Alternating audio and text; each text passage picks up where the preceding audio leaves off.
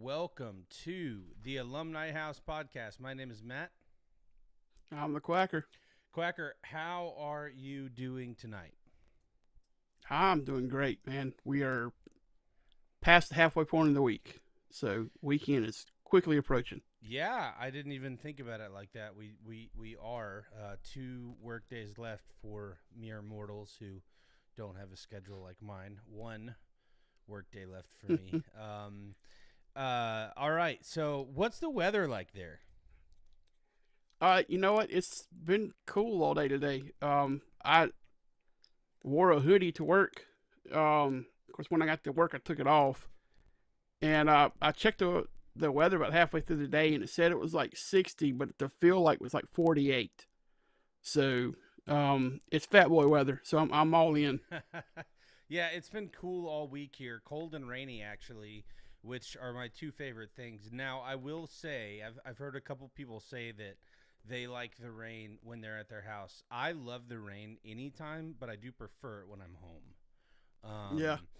But yeah, so it's been cold and rainy in the lower Carolina for the past 3.5 days. So I invite that to stay. I'm ready for it. And of course, we've got 2 days left until the end of my lips look like they're AI right now. I don't know why. They're not AI. I'm real. 2 days left, though, until we get into the month of November. So let me ask you this. It's a little bit of a trick question. So my daughter, about 5 years ago, got me into this thing, which I'd never really done before, where the month of October, we watch just a lot of scary movies. Now, most of them are like not really scary. Most of them are like Hocus Pocus, because my daughter is, a high schooler, so we're not going to watch anything crazy. But have you watched any Halloween type movies this month? No, I have not, but I have a that's tradition what I figured. I have a tradition every October where I listen to their Harry Potter series on Audible. Okay. So I've read that series 5 or 6 times. I've never done the audiobook, but I've read them all a bunch of times. And so I will probably revisit them again one day, but I've read them so much that I could pretty much tell you everything about them already. right. So I was just curious because we've got Halloween coming up on Friday, and I know you're not a big horror guy, and I'm not either. But truth be told, like I will. A few years ago, we bought a house on a lake, and that sounds more bougie than it is. Where we lived in Pensacola, there were lakes everywhere, so like it wasn't, or inlets everywhere, so it wasn't nearly as cool or bougie as it sounds. But we bought a house on a lake, and I had never seen any of the Friday the 13th movies, the Jason movies, and of course most of them occur at a camp on a lake. So I went through and watched like all of those that year. Most years I watch the Scream movies, which are kind of horror comedies with a little meta in them. Right. I don't get too much into the demon movies. I don't watch those. But I love a good. There was a crazy movie that I watched. You should never watch it because I know what you like and you won't like it. But it was called Crimes of the Future, and it is one of the weirdest movies I've ever seen. But it was. I enjoyed it. It had Aragorn in it, so Viggo Mortensen was in that movie. Okay. But I'm not recommending it to you, listeners. If you like weird art style movies, you might like it. I know Quacker won't like it because I know he doesn't like horror that much. So. About the most horror I'll do is like episodes of Supernatural or something like that. I may throw on. To be clear, throw on some Ghostbusters. Most of the horror that I'm talking about is no worse than Supernatural. It's just not a television show.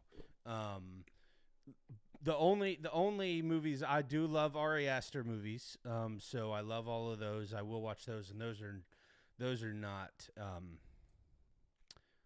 Supernatural level, but that's like The Witch and Midsommar and some of those movies. Mm-hmm. Big fan of those. But this is a sports show, so we're gonna do things a little bit different today. Quacker's gonna give us some news and notes. And unless you've lived under a rock, you're going to notice another big job opening when he reads his news and notes off. So we're going to fly through our games today after he does his news and notes because there weren't a ton that are really noteworthy.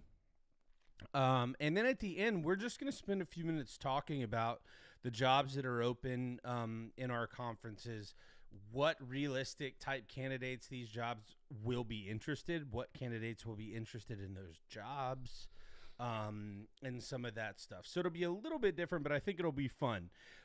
So without further ado, Quacker, go ahead and hit us with the news and notes. All right, so to the surprise of nobody listening at this point, LSU has fired head coach Brian Kelly.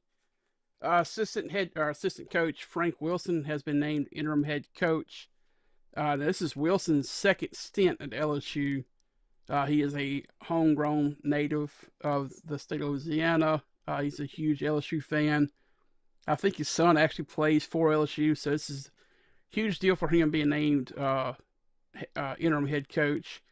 The governor of Louisiana has stated that A.D. Scott Woodward will not be the one to select the next head coach of LSU. There will be a selection committee assembled. Woodward's position is up in the air for the time being. Of course, those who know college football know that he's the one who hired Jimbo Fisher at Texas A&M. And so he's responsible for two of the biggest buyouts partly responsible for two of the biggest buyouts in college football history because the extension that led to the huge buyout for Jimbo Fisher was done under another AD. But he was the one who actually brought him there. So sticking with this, there's an eye-popping $168 million owed to fired FBS head coaches so far this year. And we're probably not through with the firings to come. And the vast majority of that is between three. Really, the vast majority of it is between two, LSU and Penn State, and then Florida comes in their $21 million, which, by the way, entering the season would have been the second highest buyout in the history of Division I football. It's now, I think, the fifth or fourth already, and there's more to come. So, right. Yeah, if Norvell goes, that's another 50-something million. So that's, yeah. On the field, Arch Manning is in concussion protocol after sustaining a concussion on the first play of overtime against Mississippi State this past Saturday night. He did practice. I saw like an alert while we were in pre-show where he did practice today, but he is still considered probable at best for this coming game against Vanderbilt, who they play this week. Yeah. Last night, Kennesaw State won their midweek matchup against UTEP, putting the Owls at 6-2 overall, making them the 12th reclassifying program to win 6+ games in their first full season of FBS membership. And if you're listening to this going, wait, I thought they played in the FBS last year. They were part of Conference USA. They were. I had to actually look this up. The first full season of FBS membership means their first season where they are eligible for postseason play. Yeah, because James Madison, their first year, tried to appeal, right? And they may, I don't know if they got it or not, but they didn't get to play for the conference championship, but they actually got to play in a bowl game. But it was because of other teams, like they didn't have enough teams that were eligible for bowl play without them. So, but yeah, they went like undefeated or only lost like one game that year. That was crazy. The Owls are consequently 3-0 in conference play, putting them in a position to play for the conference title at the end of the season if they continue to win out, which would be awesome. You know, their second season of Conference USA, first full season where they could actually play for a title if they can actually play for the title. You know, I'd love to see them play for it and win it, just for how awesome that would be. So, we'll stick with on field here. James Madison, we were talking about them. They moved to the FBS level in 22. The Dukes have played 45 total games at the FBS level. They've won 35 of them. That's a win percentage of 778. Currently sixth best among all FBS programs since 2022.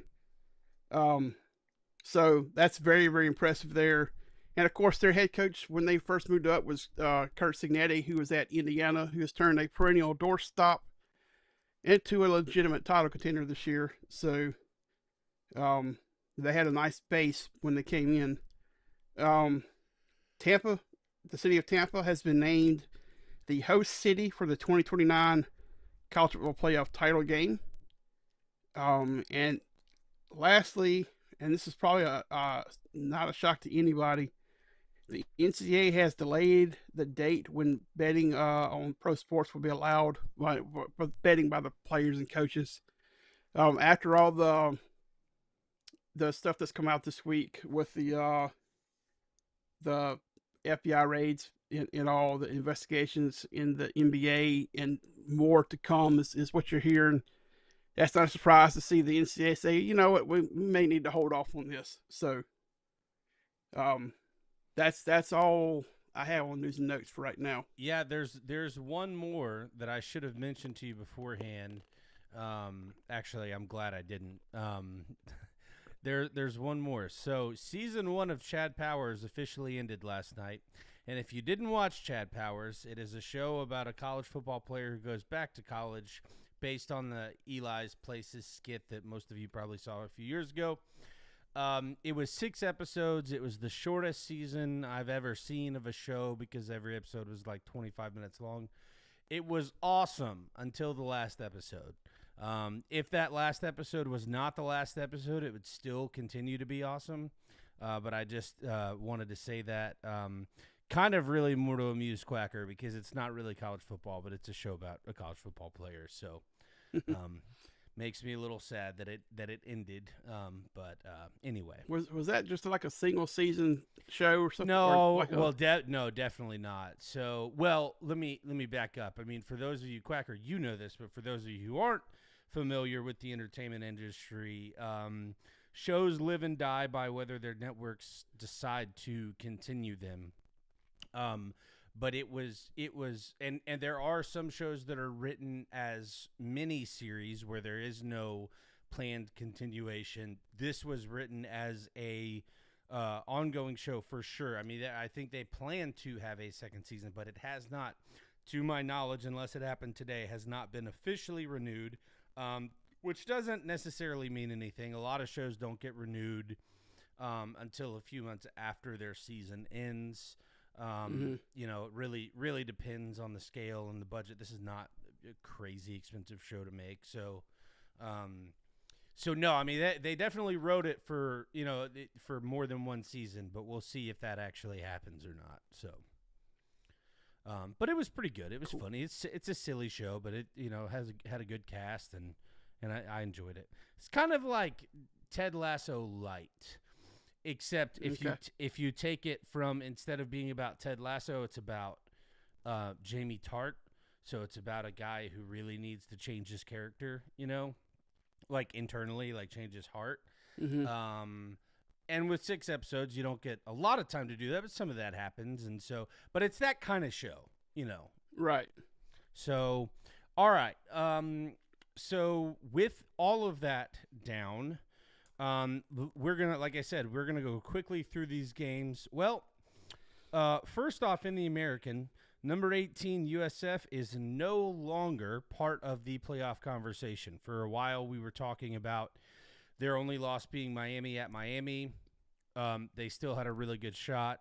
They are, for all intents and purposes, eliminated because this weekend they went and lost a heartbreaker 34-31 at Memphis, who's having a pretty decent season. Quacker, did you get to watch that one at all? Yeah, I saw just a little bit of this one. I don't remember where I was. I saw the missed field goal at the end that would have tied it up. Was that while you were on drugs? I was. Huh? Okay, never mind. Keep going.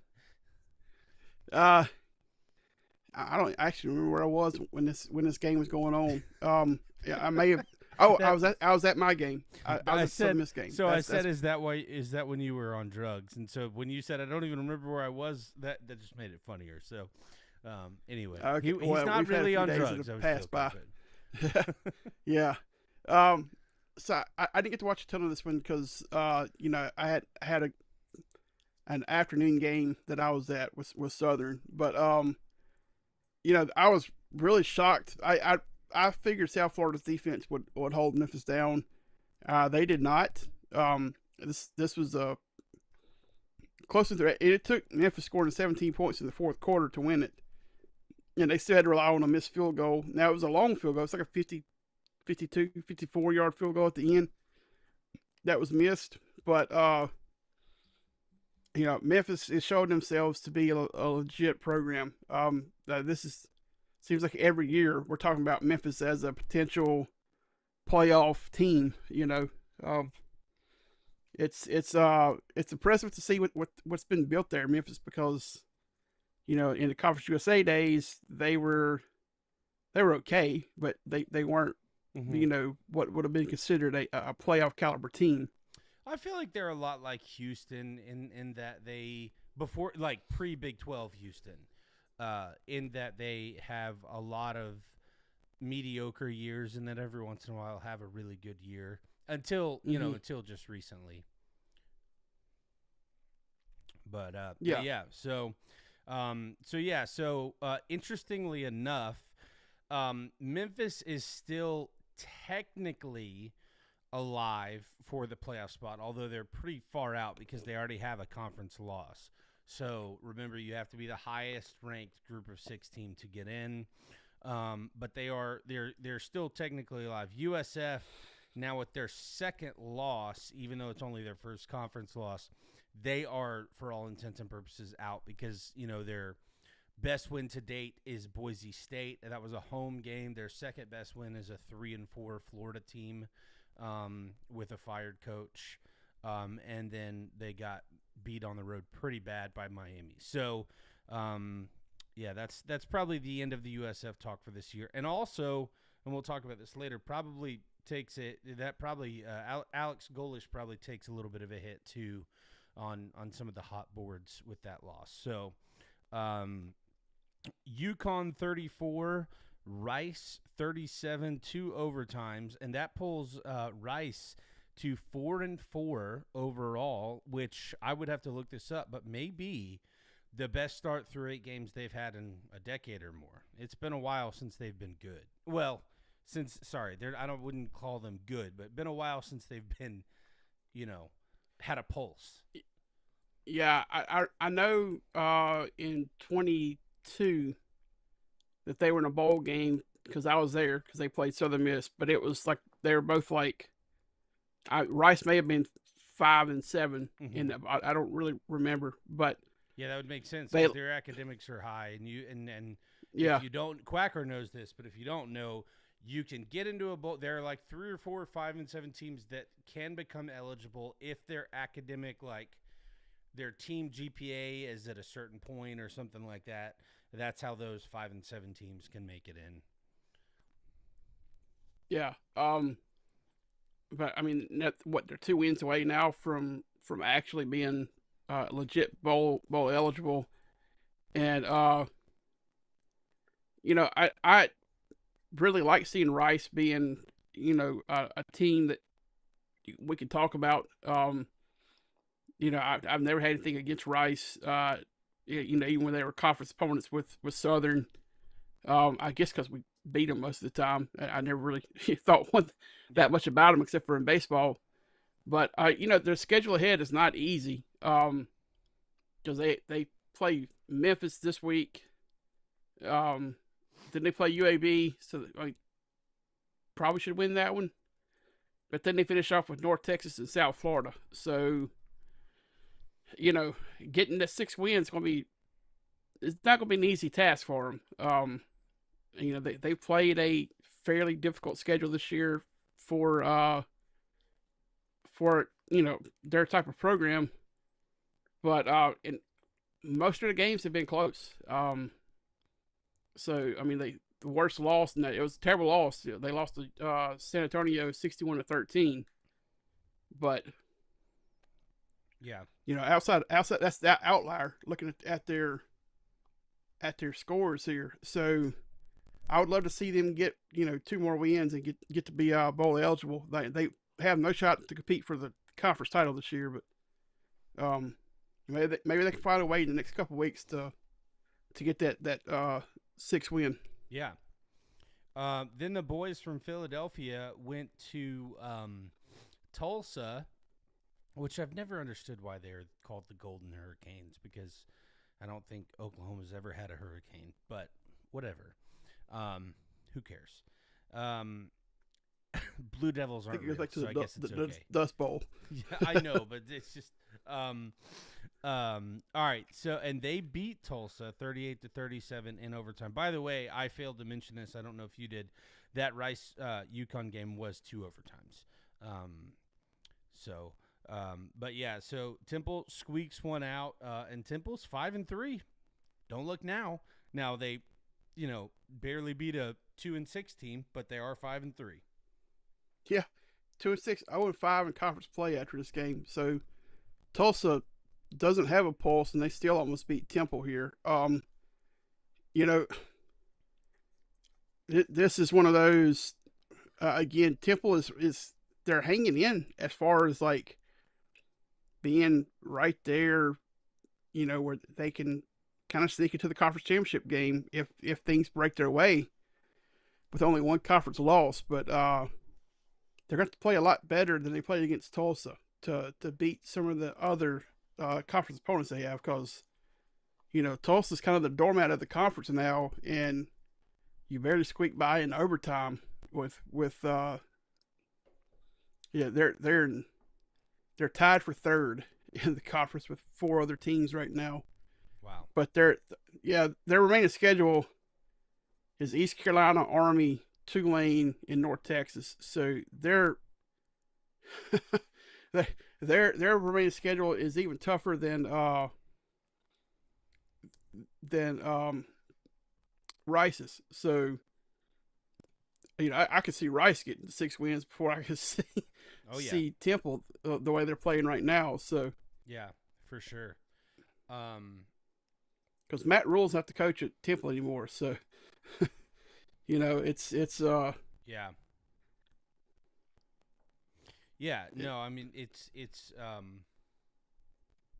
is crazy how that lays out for them. Sorry, I got distracted because listen, this is the where we live in college football right now. So Quacker and I are going through these games, and we were about to switch over to the Sun Belt Conference when he finished that thought, and so I switched pages, and then I saw Louisiana and Troy down at the bottom, and it looked almost the same as the Temple logo, like the way, and so I was like, wait a second, what is happening? And I had like switched conferences, and then I realized that I was not even looking at, it wasn't even the right team, and that turned my brain off for a minute. So I was trying to respond to you, and it wasn't working, so I apologize. And my dog keeps knocking my charger off of my laptop. So anyway, let me try and get this thing back on the rails. So Conference USA, we have 2 ongoing games right now. We have Jacksonville State beating Middle Tennessee 7-6 right now in the 3rd quarter, and then at halftime, Florida International and Missouri State are tied at 14. All right, and Quacker will keep us updated on those as we move throughout. All right, so quickly, Old Dominion, in not much of a surprise, beats App State, who came to ODU for this one. App State obviously is not the App State we're used to seeing. Old Dominion has been fairly good this year. That moves App State to 1-3 in the SBC, and Old Dominion 2-2 still. So the final score on that was 24-21. App State, though, scored 14 of their 21 in the 4th, shutting out Old Dominion. Mm-hmm. So I think the final score was not indicative of the way the game went. Not a lot to say about it, but it wound up being fairly close. So Yeah, all the media fans had a little poker factor going there at the end. I'm sure. I mean, to lead by a comfortable margin throughout, and then to only win by three. It looks like App State just kind of ran out of time. You know, as far as mounting the comeback there. yeah, hold on. I'm 'Cause I'm looking right now. I'm pretty sure that this game. I'm pretty sure that was a garbage touchdown. But let me the last one. But it's not letting me see it. Oh, here we go.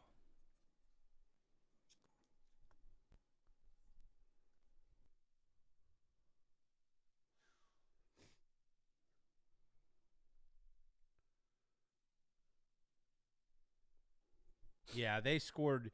They scored with 147 left. So, um, okay, actually,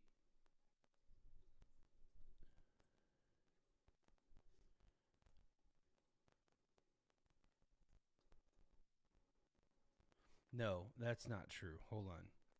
Their drive took 147. They scored with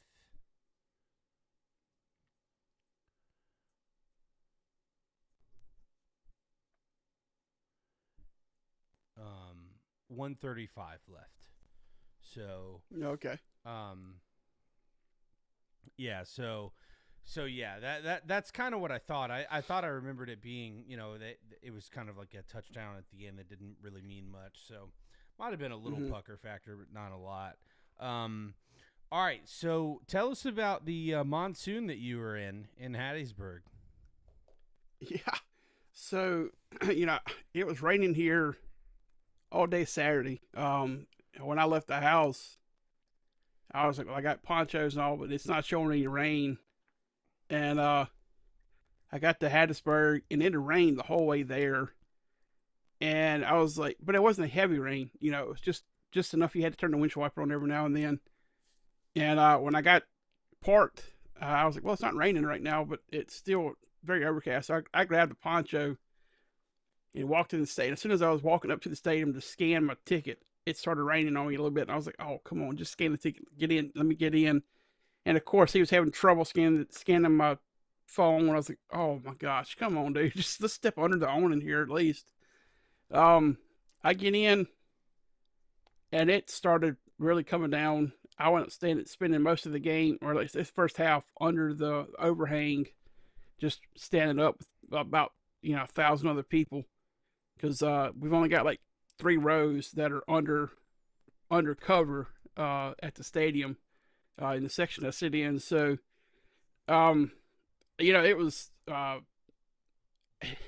it was homecoming, so I felt bad for the girls. They're all these nice dresses, and they got all their makeup and stuff done, and it's a darn monsoon for them. But Southern played very well. They had 0 offensive turnovers in the game, and their defense has continued to do what it's done all season. They have turning the other team over.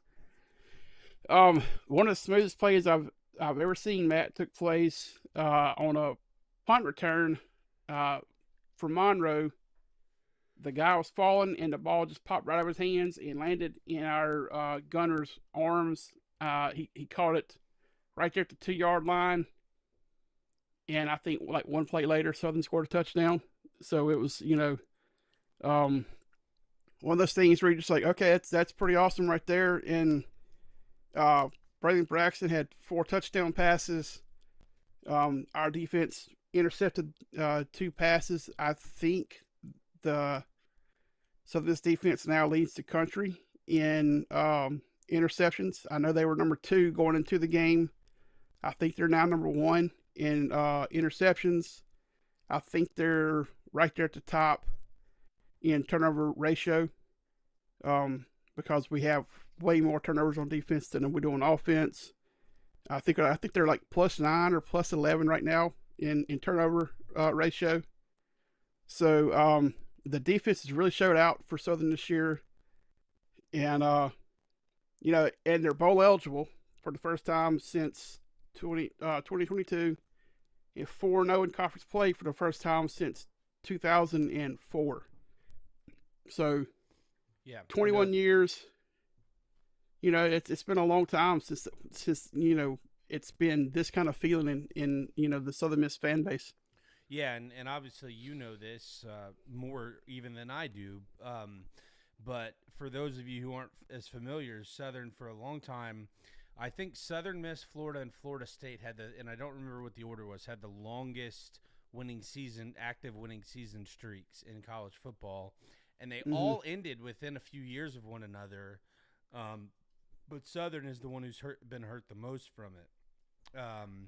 Over the over the time that's been happening. So in fact, they had a winless season, um, either winless or was it one win? Didn't they have a winless Well, season? we yeah, we had a win the season. It was right after Fedora left. Yeah, That Ronnie Ellis Johnson went 0 for 12, fired him after one season, and then and that's when Will they Hall brought in had Todd one. Monken. Will Hall had a one win, didn't he? Well, Todd Monken had a one win and then like a three win. And then his last season there, he had like a 9 win season. So, and then yeah, Will Hall's last season was a one win. So, and it was against the FCS school. So, you know, that they were very very down there at the end. So Yeah, it was, yeah. Excuse and me. now the way they're playing, there's potential for Southern to host. If they run the table here, a chance to host a conference championship game Well, that'll because it's certainly be played on good. campus. So Yeah, certainly be good for the university if that happens. So, all right. So moving on to the ACC, number 16 Virginia just keeps winning. Now I will tell you, Quacker already probably knows where I'm going to go with this, but Belichick and North Carolina lost this game because they did something dumb. So this game went to overtime, and Belichick decides, hey, we're going to go win the game right here. And they were legitimately, I'm not kidding you, they were this close. Literally this close on the 2-point conversion. It was like the longest yard, except it was the longest inch. But the reason I mentioned Quackers, he knows that I absolutely hate that trend that has been getting bigger and bigger over the last 10 to 15 years. It used to be you never did that. First time I ever saw it was Boise State in the Fiesta Bowl against Oklahoma, and that was like a one-off. That it didn't really happen after that, and now it happens all of the time.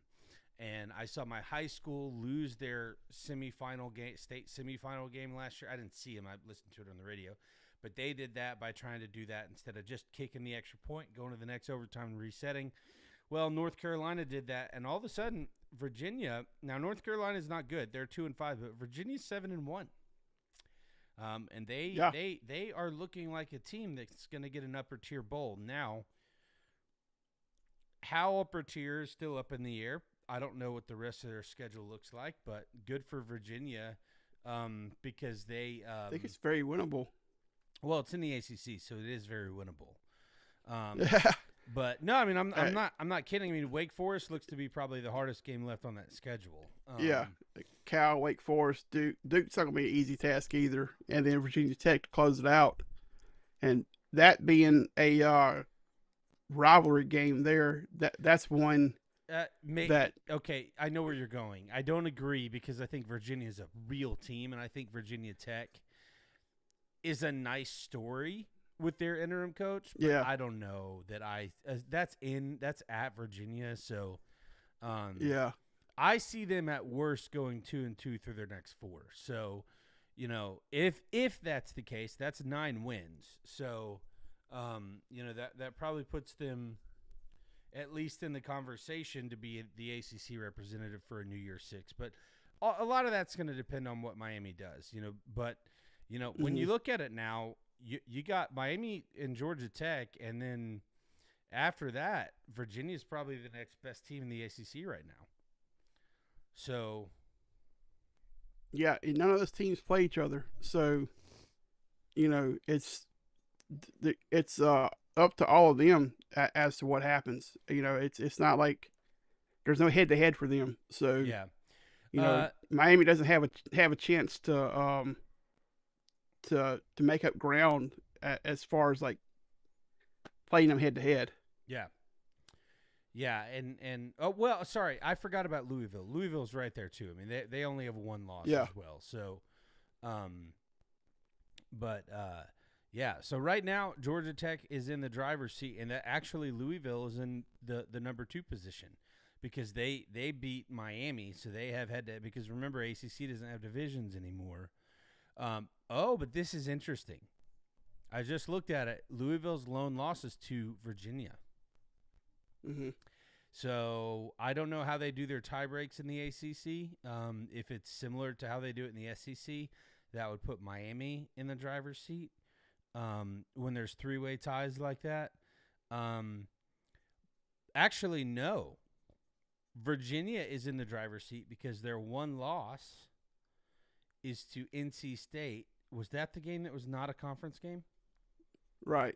Right. So yeah, Virginia 4-0 in the ACC. So right now, if the season ends today, it's Georgia Tech and Virginia in the conference title game. So that's interesting.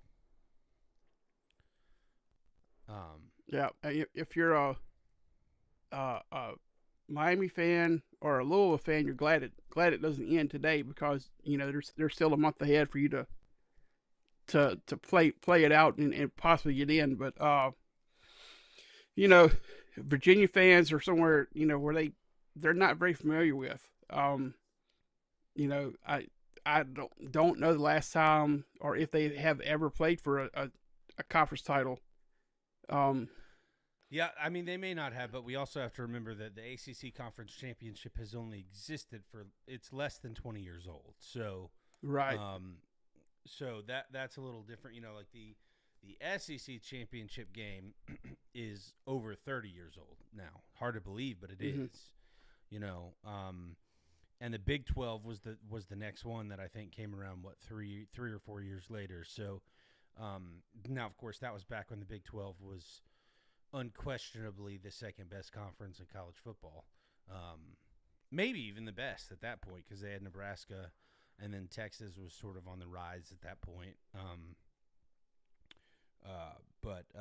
All right. So SMU goes to North Carolina to play Wake Forest, and Wake Forest squeaks one out. And I have to say, so I almost gained ground on Quacker this week.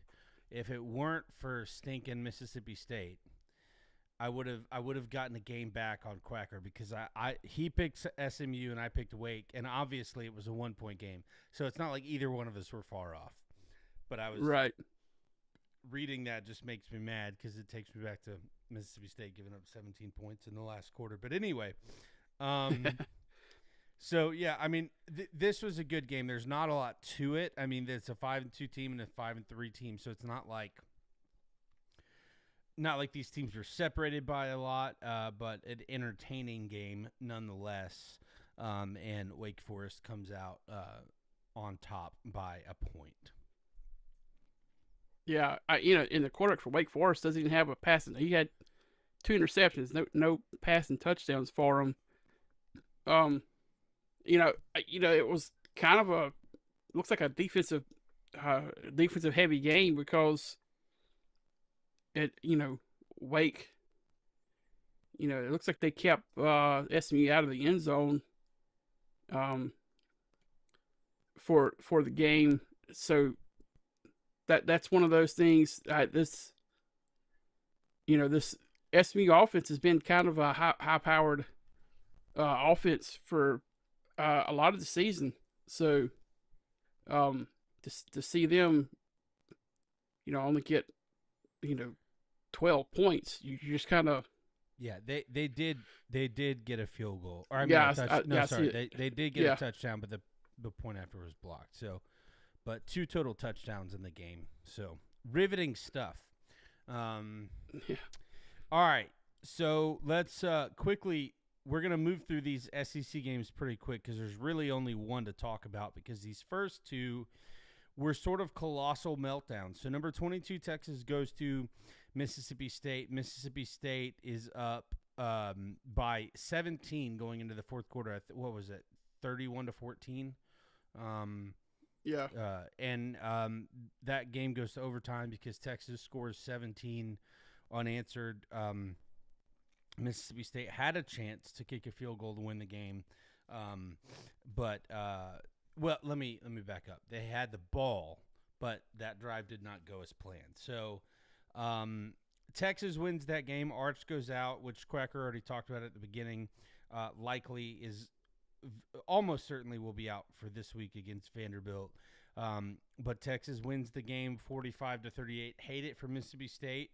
Don't think it really helps Texas that much either. Obviously you want to win a game, but it's one of those games that unless you blow them out, it's probably not a super. Probably doesn't change the Texas narrative a whole lot right now. Yeah. And then sort of the same thing here. So for most of you who have been listening to this for a while, I live in South Carolina, but I am an immigrant to South Carolina. I'm not a native. And so I'm not a South Carolina fan, but I live very close to Columbia and I have a lot of South Carolina friends. And number 4 Bama went to South Carolina and won the game 29-24. And I want to read this because I feel like it illustrates what my South Carolina friends go through. So why don't you give your thoughts on these games real quick while I pull this up, and then I'm gonna read this. It's just showing like these teams' inability to close the game out, which is surprising because South Carolina, outside of the LSU game last year, they were closing teams out. Mm-hmm. And it's very very shocking to see how far the South Carolina team has fallen from last year. Because I mean, they were on the bubble of being a playoff team, and now they're sitting at 3-5, 1-5 in conference play. Probably going to miss a bowl game this year. It makes you kind of start to wonder about Shane Beamer's future here in Columbia.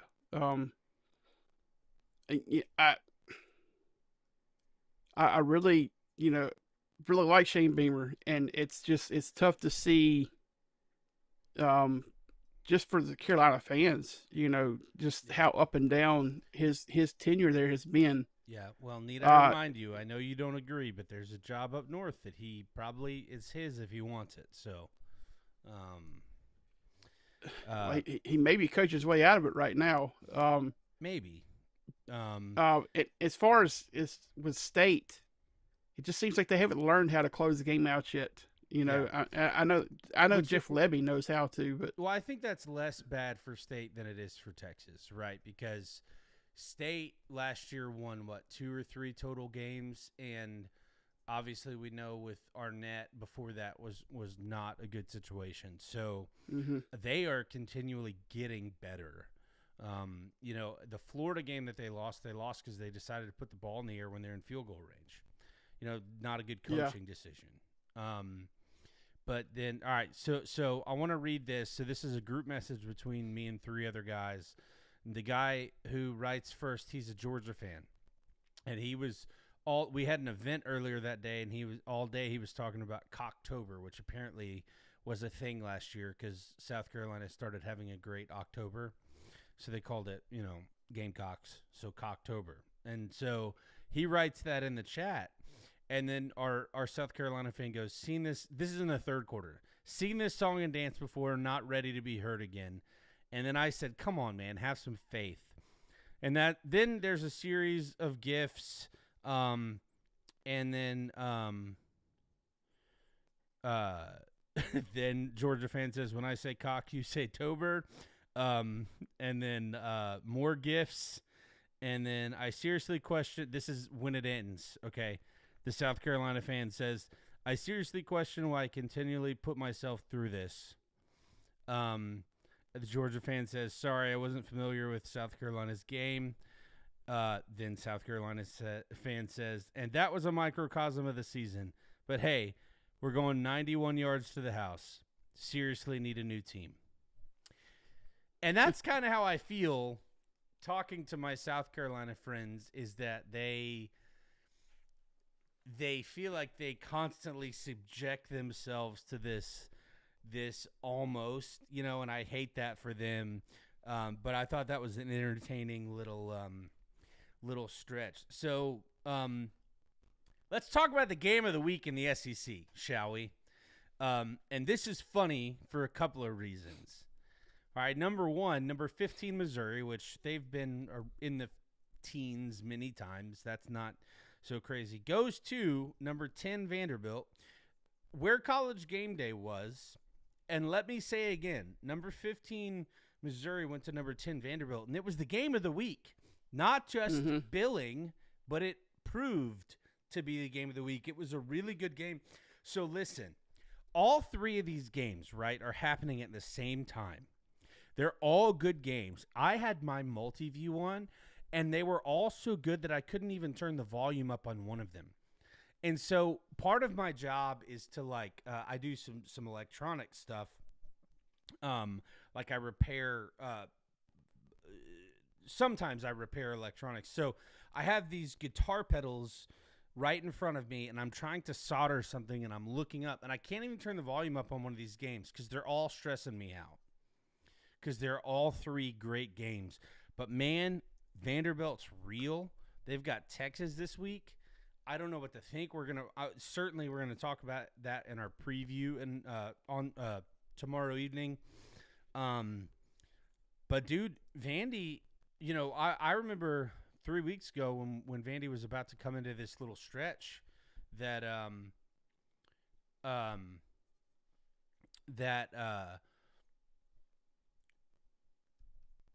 so I remember when we were talking about Vandy coming into this little stretch that they were going to show us who they really are. But they're not doing it. They're not cooperating, Quacker. They continue to look good and win games. And I just got to tell you, man, I'm starting to think this isn't just a really neat story. I'm starting to think Vandy's a really good team and really has a legitimate chance to be in the playoff. Yeah. So to me, one of the highlights of this was the SEC Shorts guy that does the Vandy character getting to be on game day and stuff. I mean, I didn't the even Vandy see strut. That. Yeah, the Vandy strut and all. He even got to go out there with the Vandy Commodore mascot, and they did the strut together. So, but on the field, yeah, I mean, as was Matt Mitchell says, sweet baby Diego or whatever he calls him. He just continues to show why he is the MVP of this team. He just is constantly leading from the front with them, and I really like him. I really like watching this team play. Now Missouri, they lost their quarterback. It looks like for the season. I forget what happened. I think it was a knee injury. I can't remember off the top of my head. Let me see if I can find this real quick.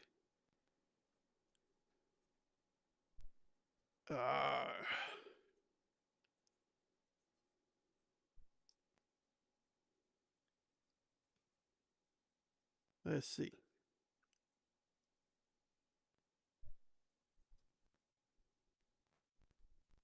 It had air cast on his left leg, when he stopped on a 4th and goal play in the third quarter.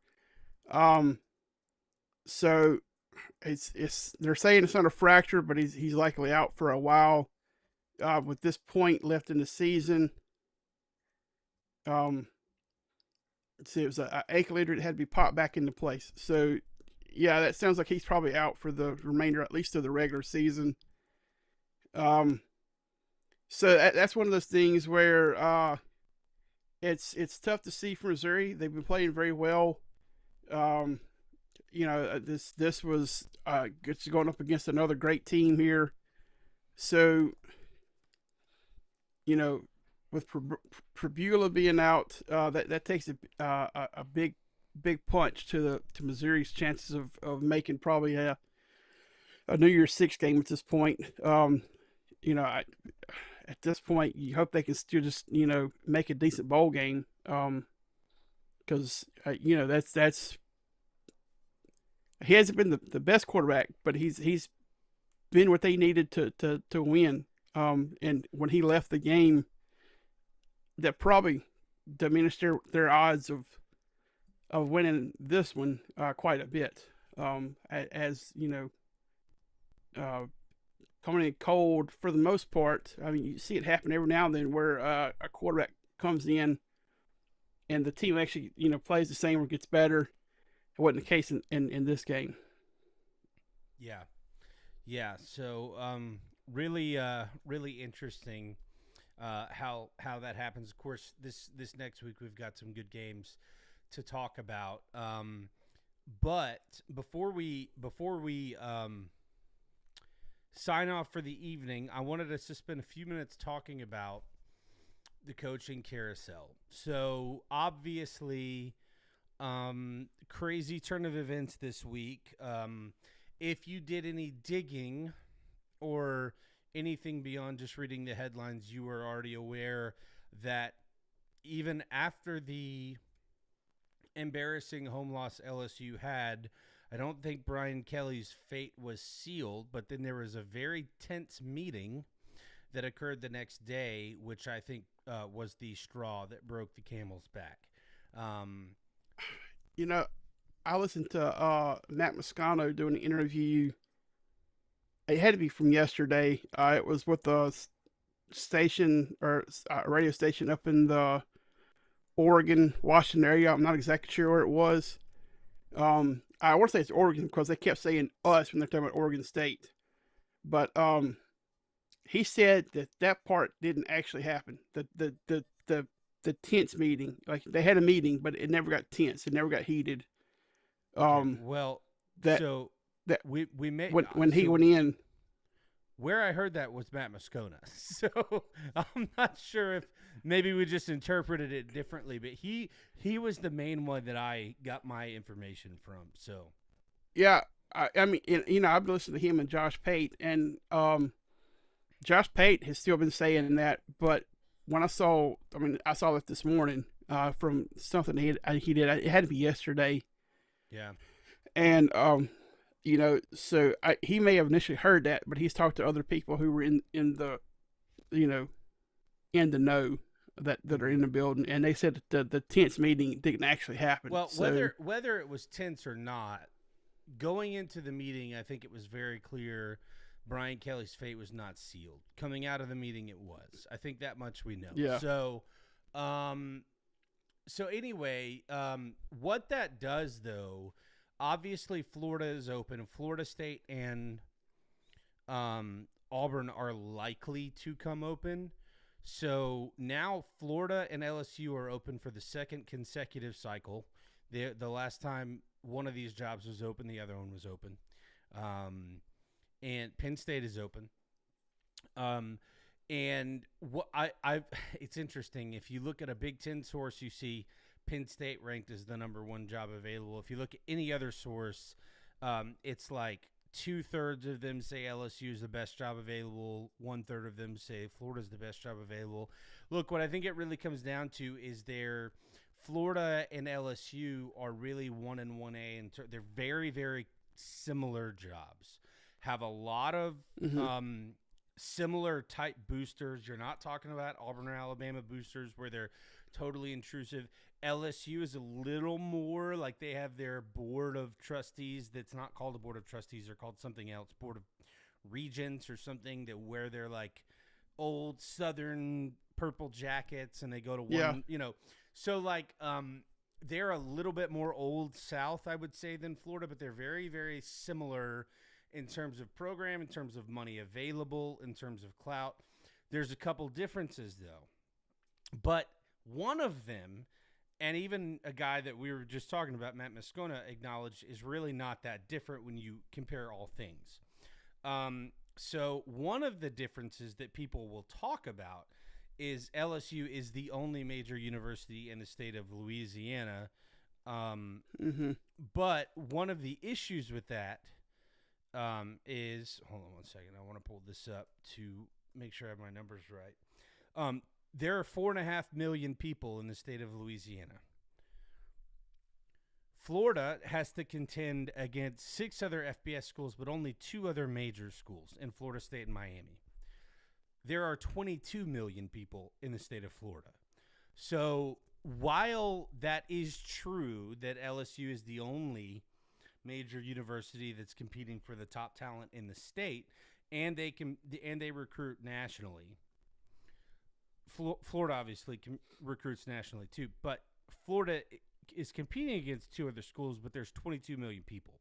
So when you take 4.5 versus 22 million, big difference in terms of numbers. So the pool is obviously larger. So you can split that among 3, and you're still looking at a somewhat similar number. My point is this. What this really comes down to is there's going to be some overlap in the candidates, both that LSU and Florida want to target and the candidates that would be interested in those jobs. But there's not going to be as much overlap, I think, as people think there is.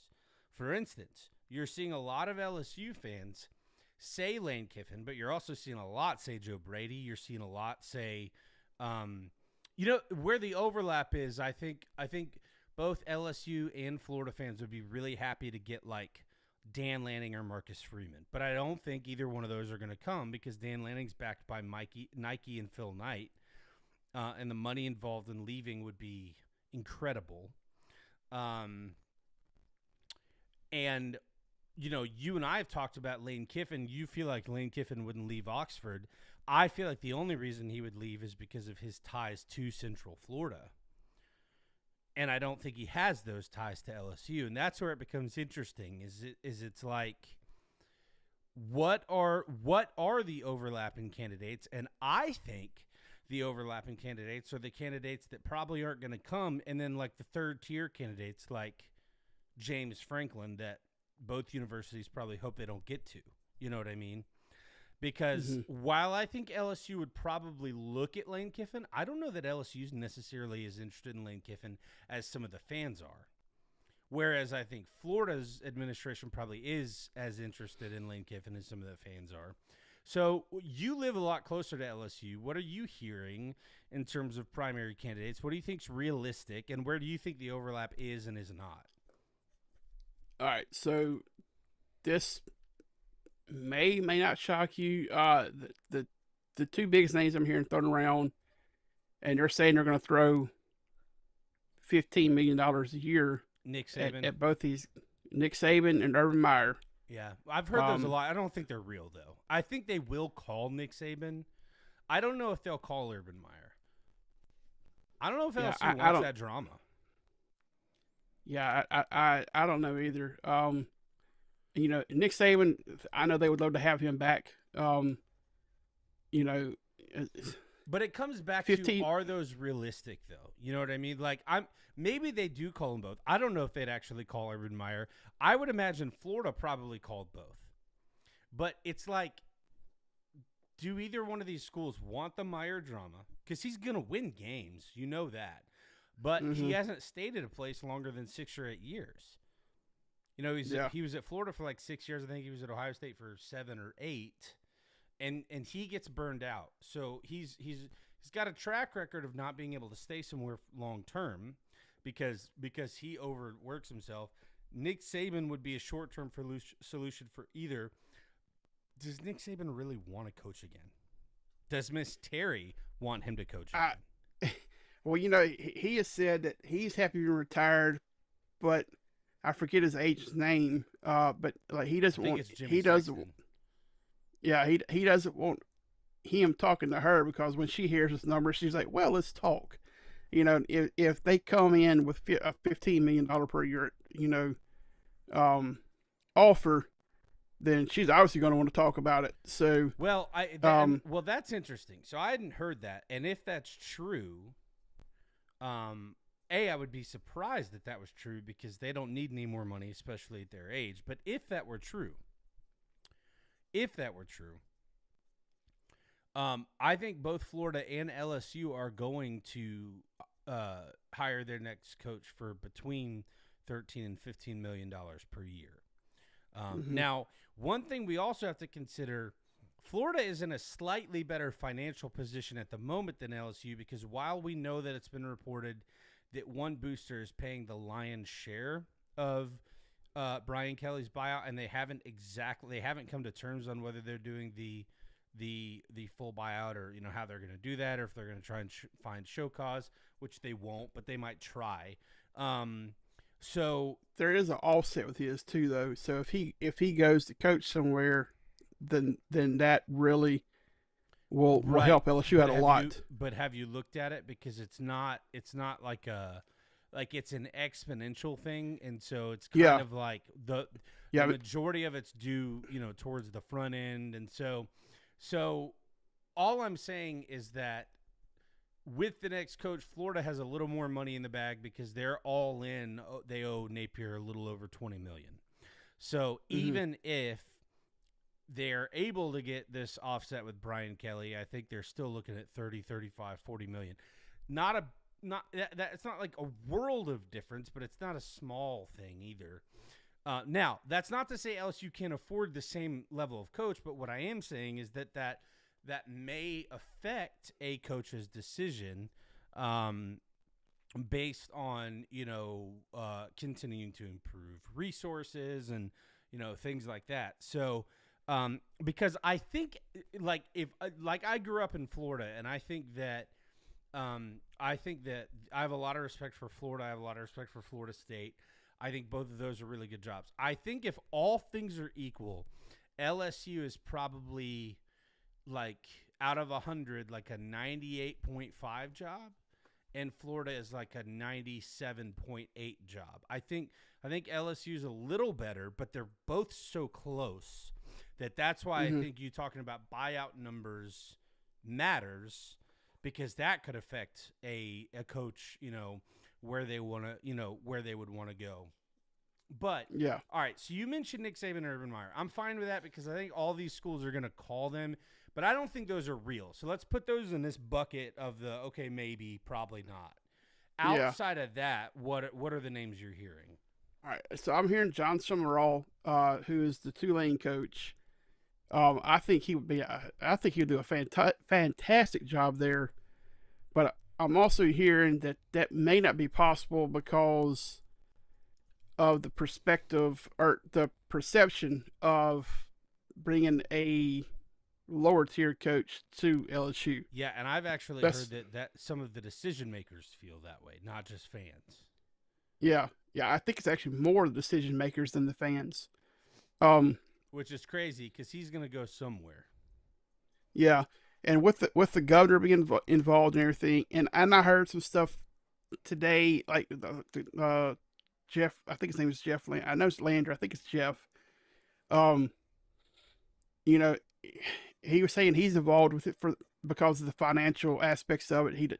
With the taxpayers, with it because they're a state university, and they don't have a president right now. Their school president just went to Rutgers, I think. Um, so Gosh, there are he's so many similarities in these jobs. Florida just got a president. Both athletic directors are in hot water. I mean, yeah, there's so many similarities in these situations. Now, I don't, to my knowledge, DeSantis is not getting involved in the hiring, which is weird. But that's Louisiana for you. I mean, that's not yeah. without Well, precedent in Louisiana in sports. So yeah. And in fact, LSU was set to raise ticket prices next year, and he has chimed in on that and said, "I don't think you should be raising ticket prices with what's going on. Not even putting a winning product on the field, and all this. So, we'll see what happens there. But so John Summerall, of course, Lane Kiffin's name has come up a lot. I've heard Dan Lanning. I've heard Marcus Freeman. And that's really the only names I'm really hearing right now. I've not heard any outside. Dan Mullen. I've heard Dan Mullen come yeah, up I a few saw that one. times. I saw that one today. I've heard a lot of Joe Brady. You haven't heard any Joe Brady? Oh, yeah, sure. Yeah, I sure did. And in fact, He's the one I've um, probably heard the most that I feel like is realistic. I feel like every name you just mentioned that's not Nick Saban and Urban Meyer, I think are realistic for LSU. But I think Joe Brady and Dan Mullen might be the two most realistic. And in yeah, fact, Dan Mullen might be the best coach available on the market unless you're Florida, because Florida's not going back to that well. But he's an incredible coach. So, yeah. Yeah, my only concern with him is stuff that we've talked about off air before. Um, that led to him getting fired at Florida. How well, much has he changed? I think some of what led to him getting fired at Florida was his fault. But I also think some of it is Scott Strickland's just not a very good athletic director. And I feel like there were some pride issues there. Now, Dan Mullen didn't Hmm. recruit as good at Florida as he should have. But he's proving again at UNLV that, he is probably the best game day coach who's actively coaching right now. You put him on the sideline with a clipboard and a call sheet, and his team will be competitive 99 Yeah, out of 100 times. If he's got 3 stars, they'll be competitive. Um, but you're right. There is some downside, but I almost wonder if Florida was a little bit of a just not a it wasn't a good fit timing wise for Mullen in Florida, because when Mullen was at Florida before, he didn't have to do any recruiting because he had Urban Meyer and some other guys doing that. hmm And so I think maybe when he got to Florida, he wasn't ready for the amount of recruiting he would have to do, but I think he may be more comfortable in Louisiana because, as we've talked about, Louisiana, to some degree, recruits itself. Whereas Florida does have to be a little bit more competitive in the state of Florida. I'm just talking about within your state. I mean, you're talking about the top 20 guys. That's a different thing. yeah, They've still, but I, I don't know. See, I think Lane Kiffin would be great at either one of these schools, but I think one thing that's clear, and Ole Miss fans don't want to hear this. I think Lane Kiffin's either wearing purple and gold or orange and blue at the end of the year. I don't think he's staying in Oxford anymore, because I think they're going to have a bidding war between Florida and LSU for. Well, let me back up.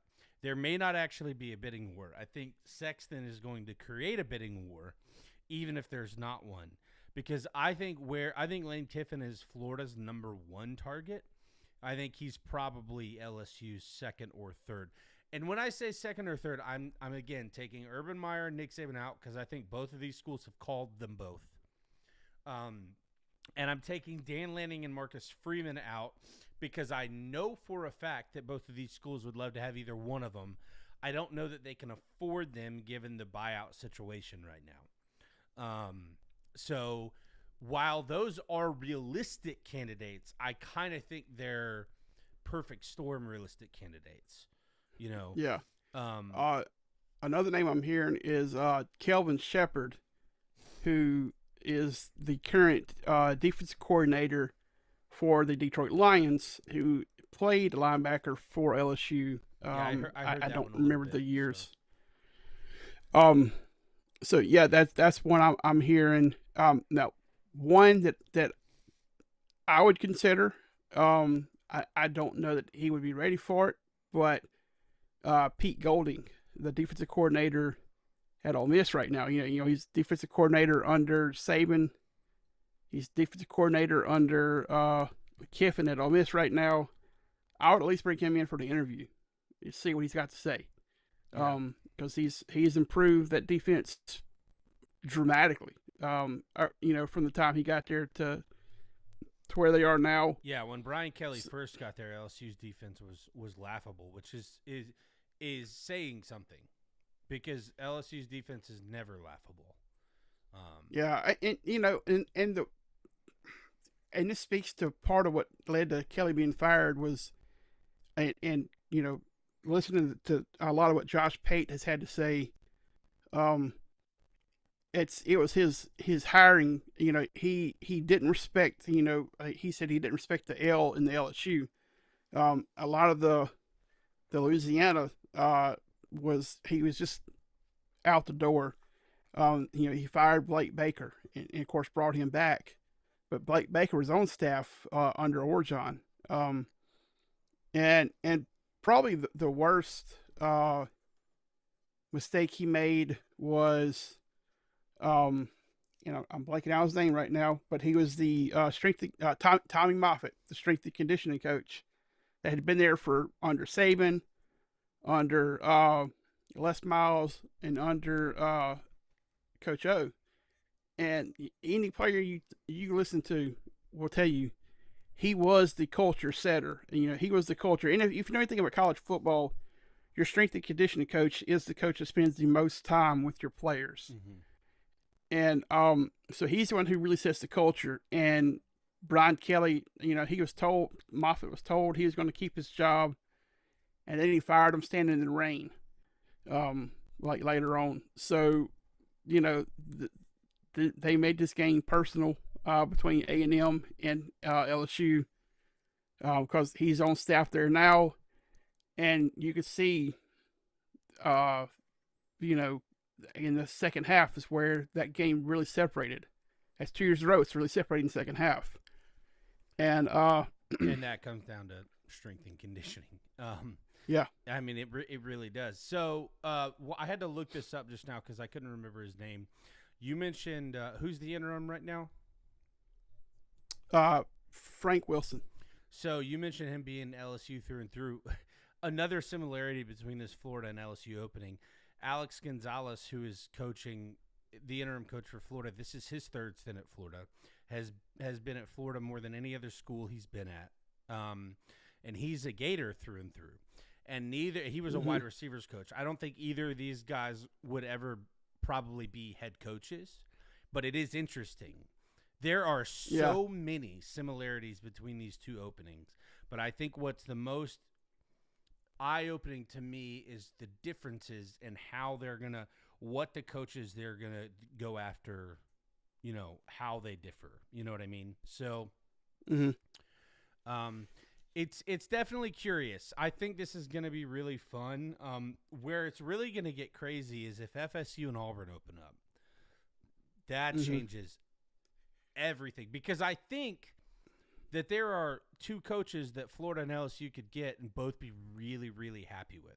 I don't know that there's 4 or 5, because somebody's going to wind up with James Franklin who doesn't want him. You know what I mean? I was talking with a buddy I work with. He's originally from Mississippi. He moved to Virginia when he was like a junior high, student. He lived there for about 20 years or so, and he's a big Virginia Tech fan. And I told him, I said, if I'm Virginia Tech, I'm going after James Franklin because their program needs rebuilding. And he is a program builder. And, because their program under Beamer was one of the most consistent. It was a model of consistency. And since Beamer retired, they have been just an absolute train wreck. I'm bringing in, like, whatever I can afford to pay him, I'm bringing him in for that and saying, rebuild my program. So I think that if you're not LSU, Florida, Auburn, FSU, of course, the latter two are not open yet, but they probably will be. And Penn State, obviously. I feel like outside of those 5, pretty much anybody else would be very happy at a major program to have him. And I'm talking about schools that are about to be open. Because you're right, he is going to be a program builder. I don't know that he gets you.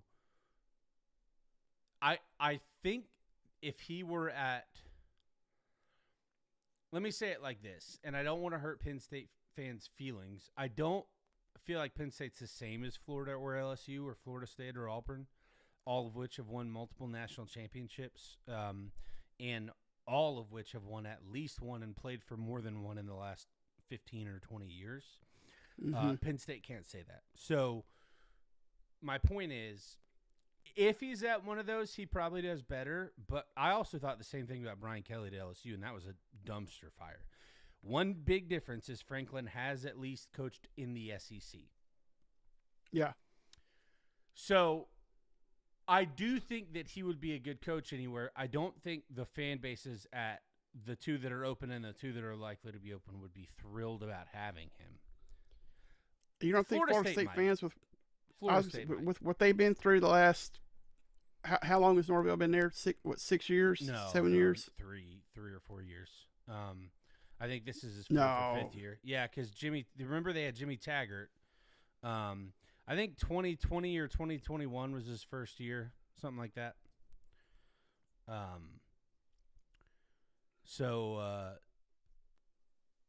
Because they had the COVID year, they had, I think Jimmy Taggart was either there in 19 or 20.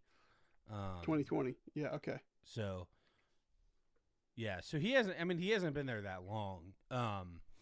But yeah, I mean, Florida State fans might be pretty happy with him. But my point is, I don't think Florida or LSU want Franklin. I don't. Excuse me. I don't think Auburn would be satisfied with Franklin. I think FSU might, but I think Virginia Tech would be a great spot for him because he would get them back to national prominence for sure. So anyway, it's gonna be really interesting. We will go ahead. I was looking up when I was looking at the Mike Norvell. See, when he started out, there's a Mike Norvell, Jay Norvell, because Oh yeah, that was a Colorado State coach that was just fired. And they're said, not related. Are they related? Yeah. I know. I was like, that's such an odd last name for them to not be related. Yeah. Only but reason I know that is because I came across that earlier in the season. That same search. So yeah, I was like, what are the odds of there being two head coaches with the same, and they both got fired? Or well, one's fired for from the Colorado State coach, and then potentially Mike is fixing to be fired. So they could both be looking for a job here in a short period of time. Yeah. He's from Mike Norvell's from Texas. I didn't know that. He's from Irving, Texas, which is where we have family. I didn't know we had family in Irving, Texas. Our great aunt. We have a big family, and we have lots of family We do. that I've never met. Lots of family that I've never met. So there you go. Learn something new every day. All right. So yeah. So Quacker and I, our parents are 2 of 7, and I don't even know how many it go. It expands from there. But yeah, there's the family tree is deep and wide, as they say. Plus, Quacker and I both are children of two of the eldest kids. So, anyway, won't bore you with all of that.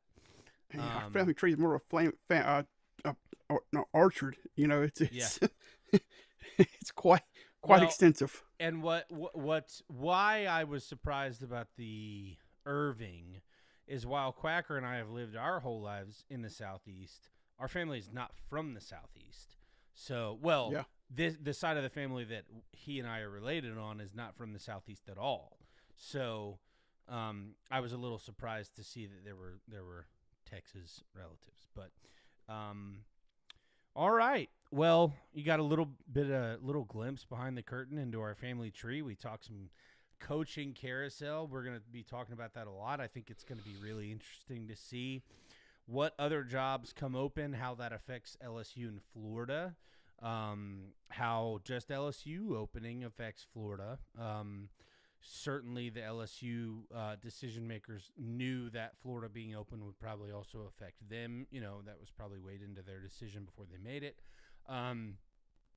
So we'll see how that all goes. But look, thank you guys for joining us and indulging us in that little exercise to talk about some of the comings and goings with the coaches. Don't forget to join us tomorrow for our Week 10 preview. Quacker, where can people find the show? You can find us on Facebook at Lone House Podcast. You can find us on Instagram, Lone House Podcast. YouTube, Twitch, Aluminum House Podcast. On Twitch, it's all one word. And on X, we're at Aluminum House Pod. All right. And you can find our handles just below our pretty faces. Thank you for joining us once again. Y'all have a great week. We'll see you tomorrow.